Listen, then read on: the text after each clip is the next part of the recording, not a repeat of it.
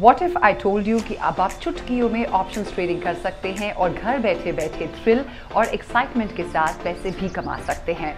I'm super excited to introduce Angel One's newest hot favorite feature for traders, Insta Trade, जिसने options trading को आसान ही नहीं बल्कि मजेदार बना दिया है। आज के ज़माने में सिर्फ एक सोर्स ऑफ इनकम से इन्फ्लेशन को बीट करना और लॉन्ग टर्म वेल्थ क्रिएट करना मुश्किल है, which is why millennials are now looking for more and more options to create long-term wealth and achieve their financial targets. हमारा इंस्टा ट्रेड फीचर यंगस्टर्स में ही नहीं पर बिगिनर्स और एक्सपीरियंस ट्रेडर्स में भी ऑलरेडी काफ़ी पॉपुलर हो गया है और हो भी क्यों ना। नो मैटर कि आप ट्रेडिंग की दुनिया में नए हैं या experience, you are definitely going to find Insta Trade very exciting, at least I do.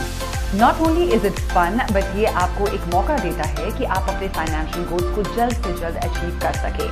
Angel One की ऐप पर आपको एक नया फीचर दिखेगा, Insta Trade. All you have to do is click here.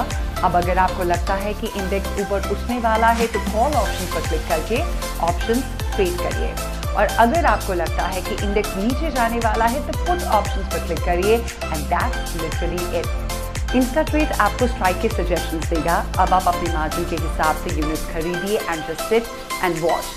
You can see live profit and loss updating on the screen and dynamic chart view, जिससे कि आप market की मूवमेंट देख सकते हैं। एंड जैसे ही आपको लगता है कि इंडेक्स आपके टारगेट तक पहुंच गया है, you can go on orders and sell your options literally within minutes and make your gains.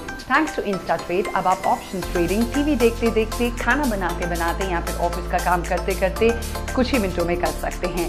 Just a few minutes every day, and here you have a super fun side hustle for yourself. Have you tried Insta Trade feature or Angel One's app? What do you think about it? Let me know in the comments below. Investments in securities market are subject to market risks. Read all the related documents carefully before investing.